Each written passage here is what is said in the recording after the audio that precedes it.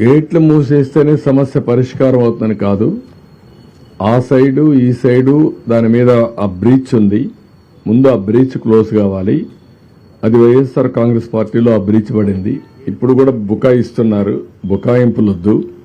నేను వచ్చి 80 రోజులైంది. 80 రోజుల్లో మా వాళ్ళు దాన్ని డయాగ్నోస్ చేయలేకపోయారు. రెండోది అన్ఎక్స్పెక్టెడ్గా హెవీ రెయిన్స్ వచ్చాయి. మీ మానవ ఫెయిల్యూర్. రెండో పక్కన ఇది ఇప్పుడు మాట్లాడుతున్నారు ఏదో మా మీద నెడుతుందని. ఎవరి మీద నెట్టక్కర్లా. మీరు చేసినటువంటి నిర్వాహకం ఈరోజు రాష్ట్రాన్ని వెంటాడుతూ ఉంది. ప్రజలకు అన్ని ఇబ్బందులు వచ్చాయి.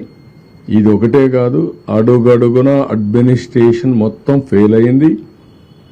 ఒక మాట చెప్పాలంటే ఒక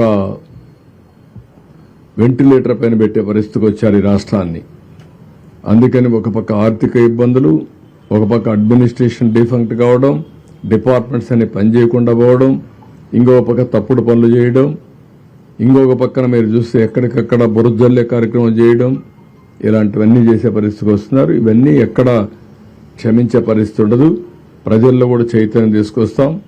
ఒకటే గుర్తుపెట్టుకోండి, రాజకీయ పార్టీకి ఉండవలసిన లక్షణాలు ఒక్క లక్షణం కూడా ఈ పార్టీకి లేదు. నేను చాలా పార్టీలు చూశాను 45 సంవత్సరాల్లో. ఏ పార్టీ ఇలాంటి పార్టీ ఉండదు. ఒక రౌడీలను పెట్టుకొని, గూండాలను పెట్టుకొని రాజకీయ పార్టీ నడపాలి, నేరాలు ఘోరాలు చేయాలంటే కుదరదు. ఆ విషయం గుర్తుపెట్టుకోండి. నేను నిన్న ఈరోజు ఎప్పుడు చూస్తున్నాను, ఇంకా బుకాయిస్తున్నారు. బుకాయింపులు మానండి, వాస్తవాలకు రండి.